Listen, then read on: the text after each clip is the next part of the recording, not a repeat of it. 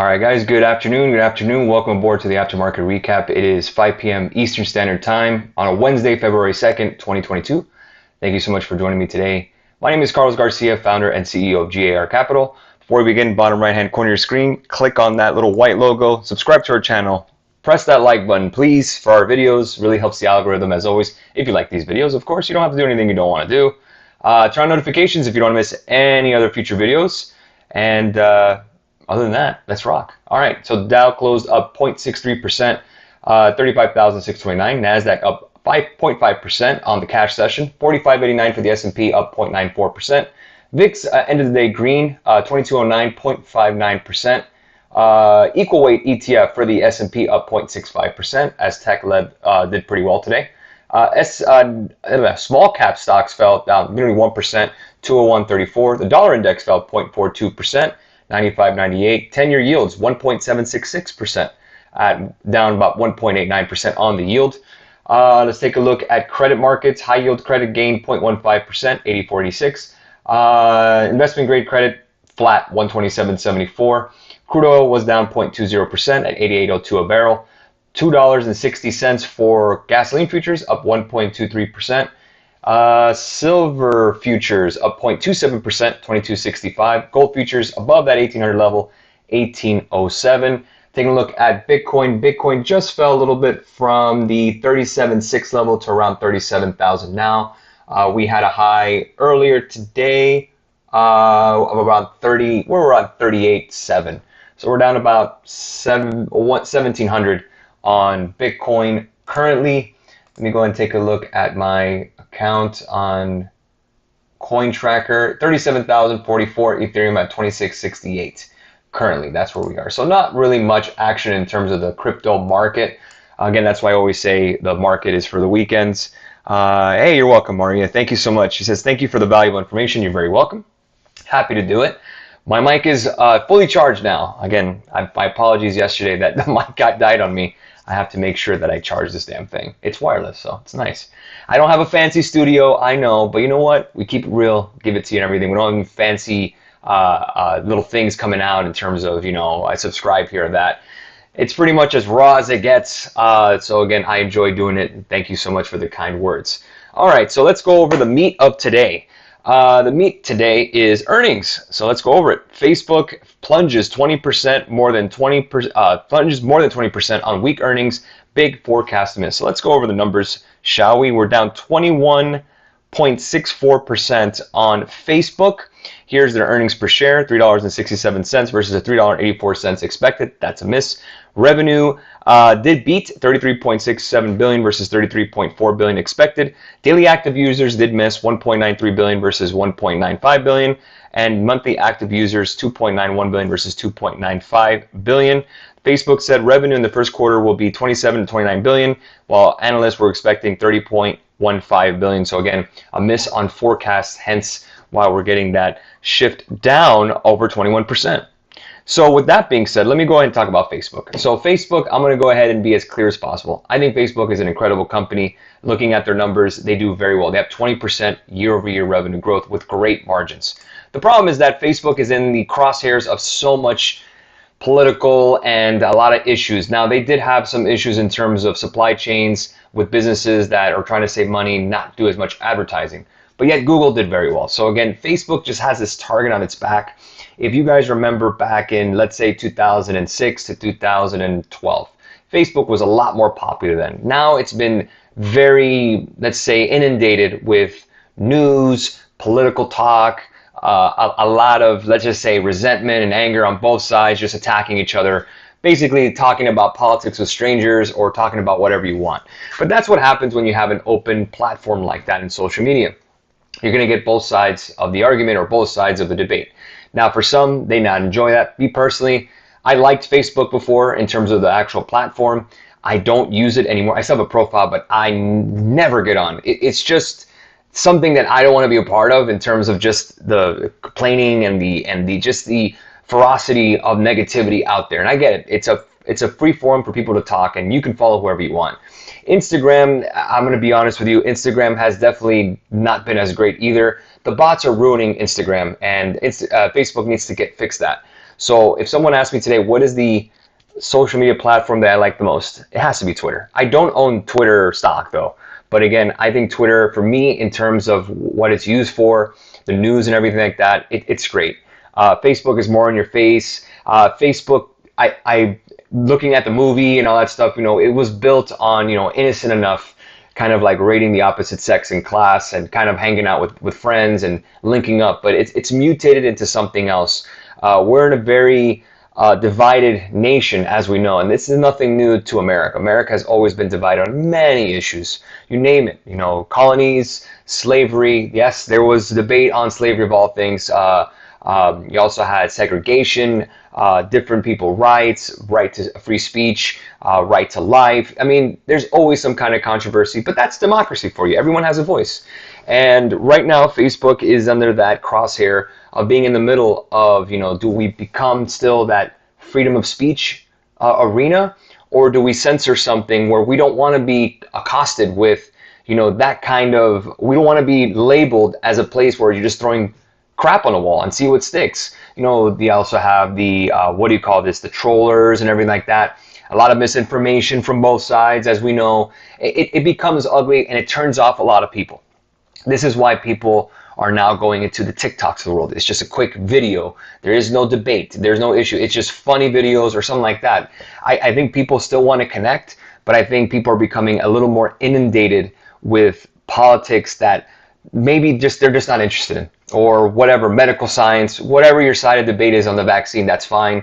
But again, I'm not saying that Facebook shouldn't exist, but it's mutated into something that people may not want to deal with anymore. So Facebook has a more of a foundational problem than it does a business problem. The business is great. It's just the foundation of it. And I think that's why Facebook, now turning into Meta, is a great pivot. What they're doing is that, okay, we're not this anymore. Let's do more metaverse, where it's more virtual reality and we can make it how we want.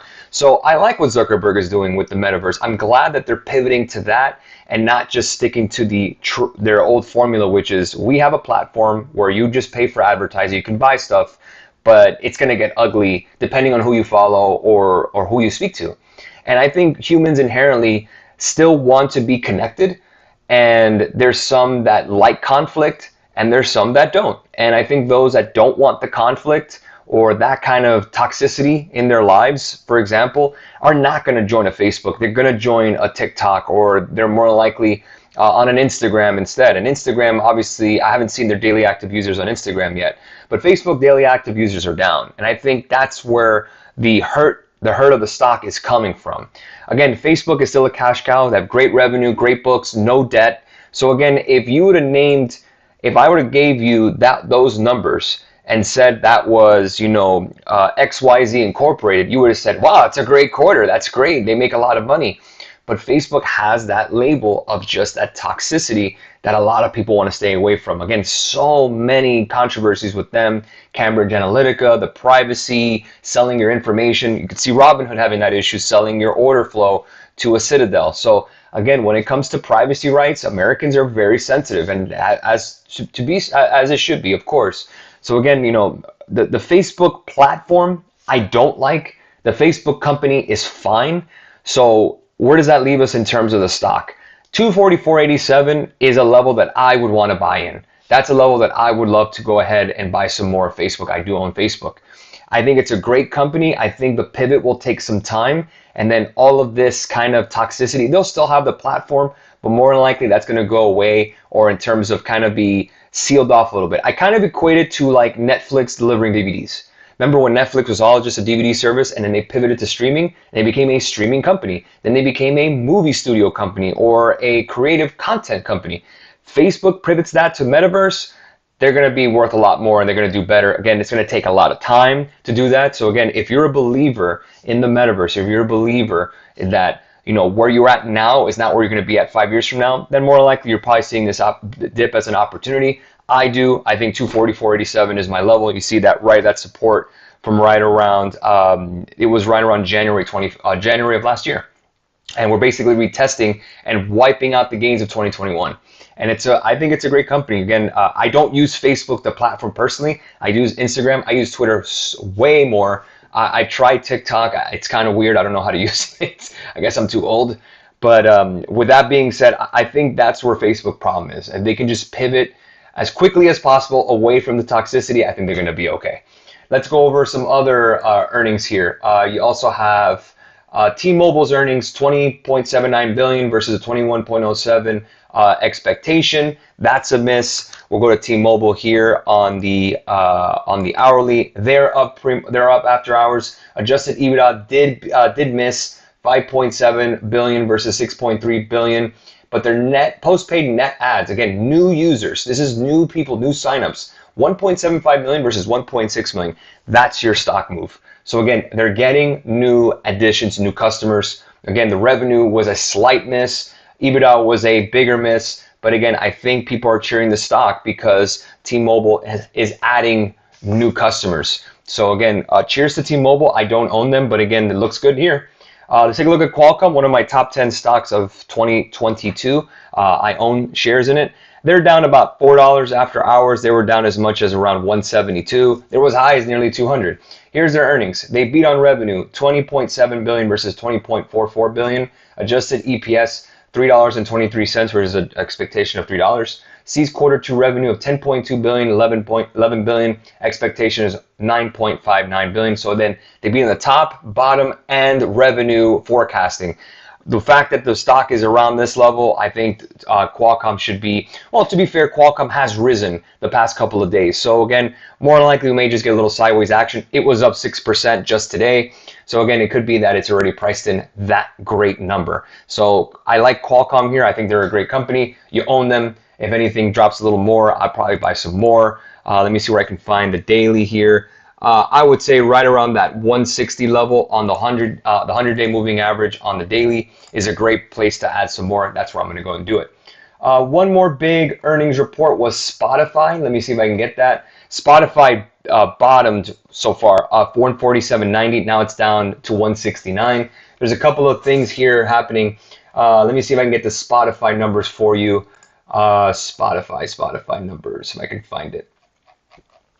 I did have it here. It's on Twitter. Thank you, Twitter. Spotify after hours. Spotify sees monthly active users for Q1 418 million versus the estimated 422 million. So I've read online there's a lot of exodus because of Joe Rogan. I own Spotify app. Like I have Spotify app. I use it for music. I don't listen to podcasts personally, unless it's our podcast, which I haven't done in a while. Again, nothing against Joe Rogan. I like Joe Rogan since Fear Factor. I don't watch a lot of UFC, but I don't listen to his podcast, so I've never tried it. I can't really slam it for something I've never even heard. But again, it adds a little bit of controversy, and corporations don't like controversy at the end of the day. Just like, any other company. Facebook has had controversy. They don't like it. So again, I don't know if things will change. I don't know if they're going to, kind of muzzle him or censor. I don't know what they're going to do. But again, the numbers here, Q1 total premium subscribers, 183 million versus an estimate of 185 million. Again, it was just a miss. They just missed on monthly active users and premium subscribers. Now, there's a couple of headlines that came up. This is from Spotify. Trying to balance creative expression and user safety. Expect improvements in podcasting margins. Unmaterialized expensive boosted margins in Q4. Implementing new measures to combat misinformation. Will test windowing on podcasts. Now, I don't know what the hell all that means. I think it's just window dressing. What they're trying to say is kind of salvage, this kind of stock fall. Again, as a consumer of Spotify, I love them. Would I want to own the stock here? I would not, because there's just too much controversy here. There could be some more bottom here. And again, you know me, I'll keep it real with you guys. This stock can get to around 153, 150, maybe it's worth a shot, because you'll be retesting the 2020 top range. But ever since then, we've had a nice little break, and now we're coming back down to around 169. At the end of the day, if it's something that you like as a user and you're a big fan, go for it. I always say invest in what you know. Again, just too much controversy for my money currently. I wouldn't want to risk my money on a stock when there's so much going on. Now, in terms of Facebook actually has cash. They have no debt. Spotify, I don't know where they, in terms of their cash flow or in terms of their cash position or their balance sheet, I don't know. All I know is that they are not profitable, because 21 cent versus a 40 cent negative, both negative EPS, they did beat on the expectation on EPS, but it's still not profitable. And then 2.69 billion in revenue versus a 2.71 billion. This is in euros in revenue. That's a miss as well. So again, their gross margin is 25%. That's solid, but the operating margin is negative 67 million euros. Free cash flow, they do have 103 million versus a 74 million euros year over year. So again, some free cash flow there. That's good. And the total monthly active users did beat over a quarter, 306 million versus 381 million. So again, there is some good things in that quarter. That's where I could see a little bit of a bounce here. But again, I just think that for your money at this time, I think there's probably better things out there for you to invest. Until Spotify kind of gets it together and this controversy subsides, and they usually do. Remember Cambridge Analytica with Facebook, that subsided. Disney has had tons of controversies before. Tons. Time Warner, AT&T. Controversies happen on every company. Apple's had controversies with their privacy and their lock on their phones. Google, I mean, you name it. There's always controversy. Amazon. This is the name of the game, but I would not run to buy the stock tomorrow if I were you. If there was a stock that I would want to go buy tomorrow, it's really Facebook. Facebook at 244, 87, 245. I think it's a buy, and I'm willing to hold long term. And that's just my take on it. I did open some SPY calls before the day ended. I was up 25% on it, but we're still holding that 50-day moving average on S&P. If we can go ahead and bring up a SPY chart, and then I'll answer some questions. And you can see, again, this is after hours. You can see as long as we're holding that 50-day moving average, we should be okay. The good news is that Facebook is not such a large part of the S&P. Let's say like a Google or an Apple or Microsoft. So Facebook is adding a little weakness, obviously, but the S&P is still holding up an uptrend. We should get to 460 relatively soon, if not by the end of the week. So again, I like SPY here for a bounce tomorrow. All right, good afternoon. Facebook on debt. I don't think they have any debt, so I'd have to do a little more of a deep dive. I didn't get a chance to. Meta raped you. I don't know how they raped you. I would hope that you're okay. What's on the radar to buy this week? Facebook would be my first option tomorrow if we can get that break. If Facebook gets that break, I'm definitely buying. Again, their numbers are fine. They have great balance sheet. They actually make money. The problem is that, like I explained, their platform right now has a target on their back. Again, there's a lot of stuff going on. We're not in the most politically even level playing field where everyone basically hates each other.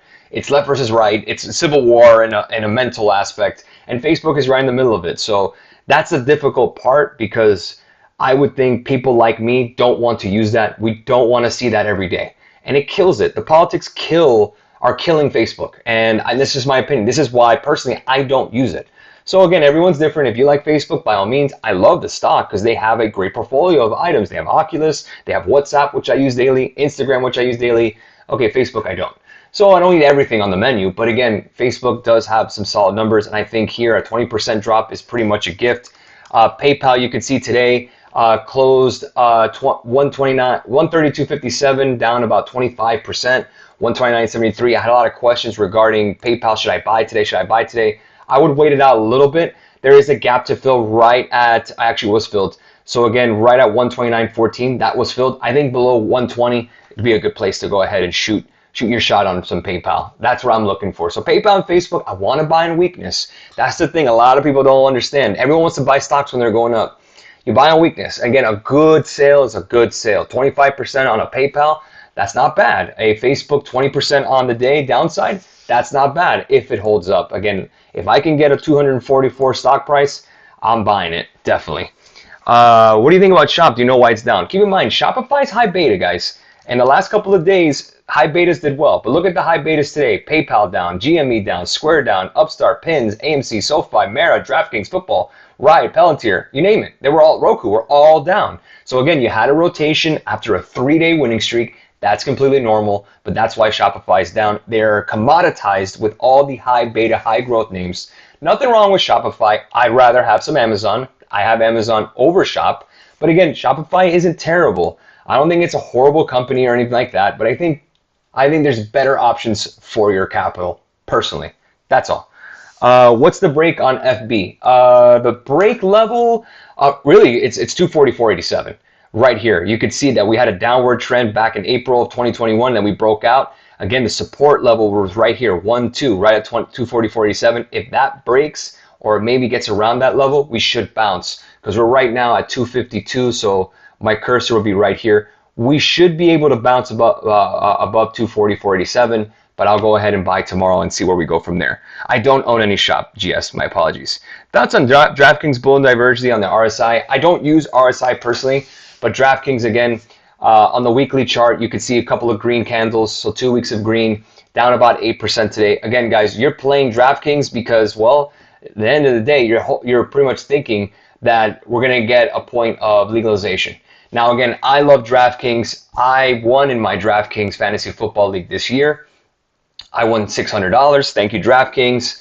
The stock I'm down on, that's not a big deal. I bought some sneakers with my winnings. So, again, I love me some DraftKings. I love NFL football, and I love fantasy football. And, I wish they had sports gambling, but they don't. In Florida, we had it for a full month, and then they took it away. Because of issues with the Native Americans in Florida, the Seminole Indians. So, again, that's not DraftKings' fault.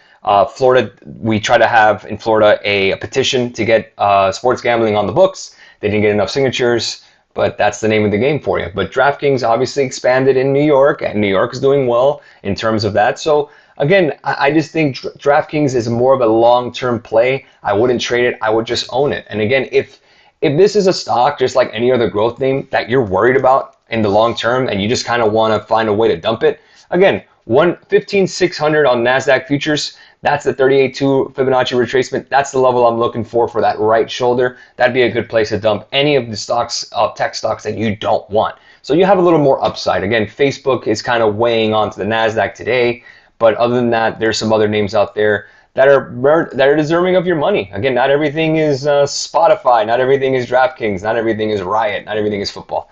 Thoughts on ARKK? Well, ARKK, I do like, but they are down today.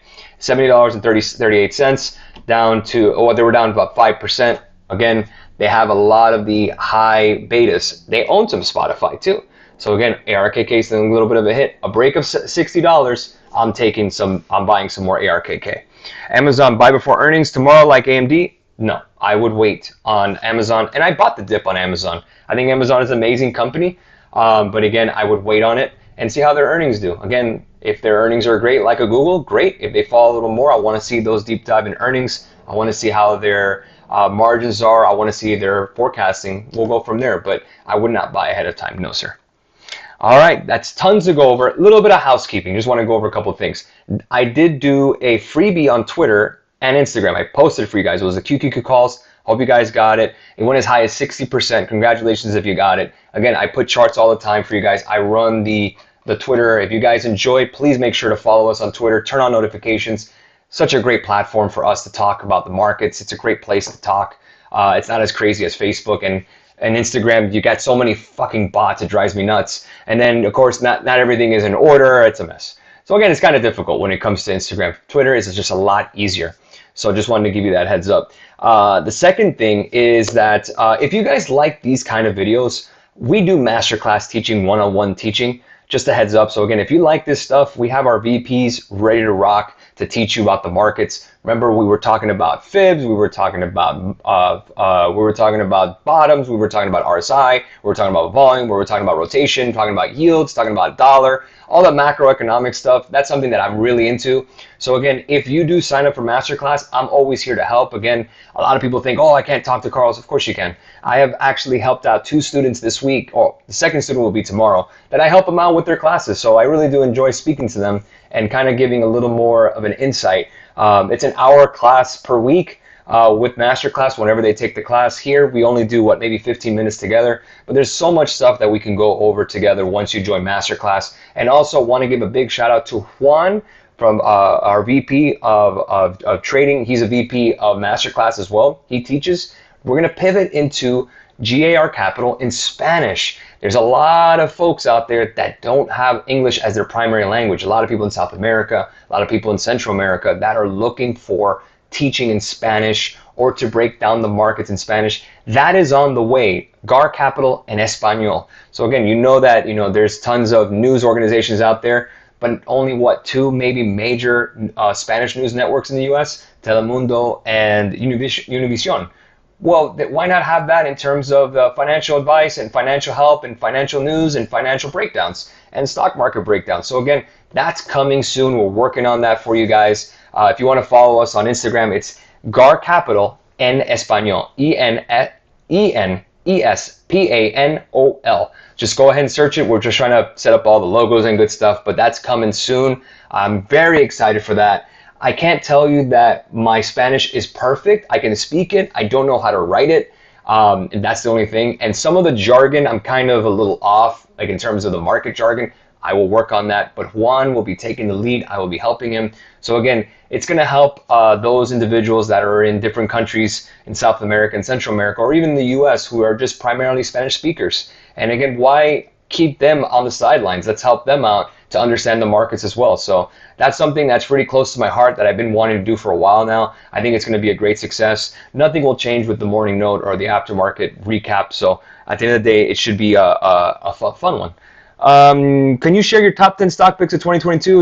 It's not on the website. It's on G.A.R Capital's. It's on the page here. I don't think it's under highlights. Let me see if I can find it. Saved. I think I have it here. Give me a second. I'll give you it to you right now. Top 10 stocks of 2022. Thought I had it. Let me see if I can search for it. It's pretty quick to find it. I know we post a lot of stuff. I know it's kind of a pain. Here we go. Do we have it? No, that wasn't it. Just give me a second, guys. I will get you the exact top 10 of 2022. That was a performance. Thought I had it here. Where is that thing? I had it here.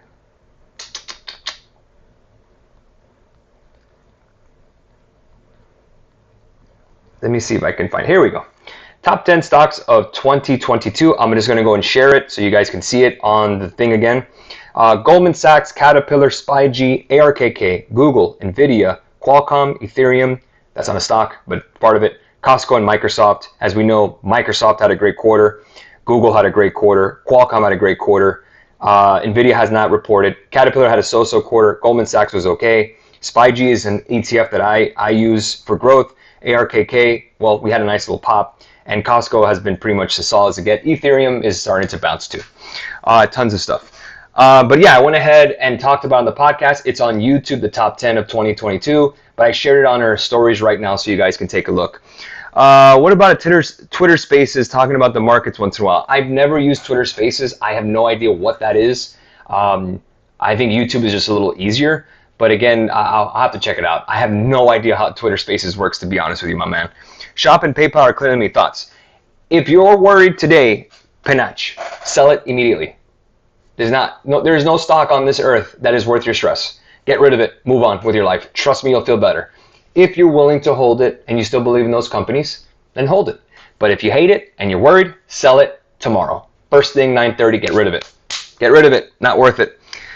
Let's see here. Thoughts on ARKK? I do like ARKK long term. Absolutely. Again, I'm waiting for a little more of a drop on ARKK, which is right around 60.77. So that's what I'm waiting for. So again, we see Facebook is down today. We see ES kind of a little bit rejecting that 45.81 level, which is the 38.2 fib. As long as we hold above the 50, we should be okay on those SPY calls. I'm holding them, no worries. But again, for the most part, what took advantage today? What was the winners today in the market? That's what we want to know, right? What did well today, Carlos? In terms of the sectors today that did well, communication services, thank you, Google. Real estate did well. Utilities, consumer defensives, and healthcare. The only one that was down was consumer cyclicals. So we take a look at the heat map. What did well today?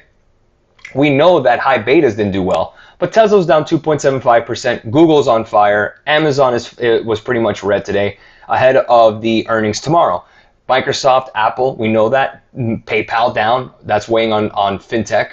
And you can see the banks were kind of sideways except for Wells Fargo. So again, a lot of green out there other than some consumer cyclicals. Starbucks reported and they were down after hours. I think Starbucks is fine. I'm waiting for my alert to hit on Starbucks right at 92.70. So again, let the alerts do the work for you guys. That's really key. Let the alerts do the work. And you know, when they dings, then you go ahead and start taking a look. But to stare at this all day when you don't need to, nah, man, let the alerts do the work for you and you'll find a great price. But to get back to what Panache was saying about Shop and PayPal, yeah, man, if you're stressed about a stock, I mean, get rid of it. It just isn't worth holding, guys. Anything. I don't care what it is. If it's costing you your peace, it's still just an asset, guys. At the end of the day, it's still just, an asset.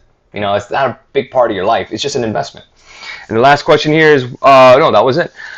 Oh, hey Carlos, about your TS setup. What are the 3 moving averages you use in your charts? Sorry, Kevin, if I missed that. Now it's the 100-day, the 50-day, and the 200-day moving average. This is something that we go over together on Masterclass. So again, if you are interested in Masterclass, feel free to hit us up on G.A.R Capital Instagram, or you can email us garcapital@gmail.com, or you can hit up Kev at KEV G.A.R Capital. All one word. There's no numbers after that. It's Kev, G.A.R Capital, if you're interested. But G.A.R en Español is coming. I can't wait. It's going to be so much fun to do, to actually do it in Spanish for individuals who want the same great analysis and the great talking of the markets. This community is a fun one. Why not expand it to the untapped segment, which is Spanish speakers primary or Spanish speakers only? I'm excited for it. As a Colombian myself, but it was born in the United States, I understand that sometimes, we need some things in Spanish just to understand it, and that's what we want to do. So again, I'm excited for it. That is coming soon. Have a great rest of your day. We'll catch you guys tomorrow for the morning note. Tomorrow's a Thursday. We have Amazon reporting after the bell. Friday's a big one, non-farm payroll. We'll see you then. Have a good one, guys.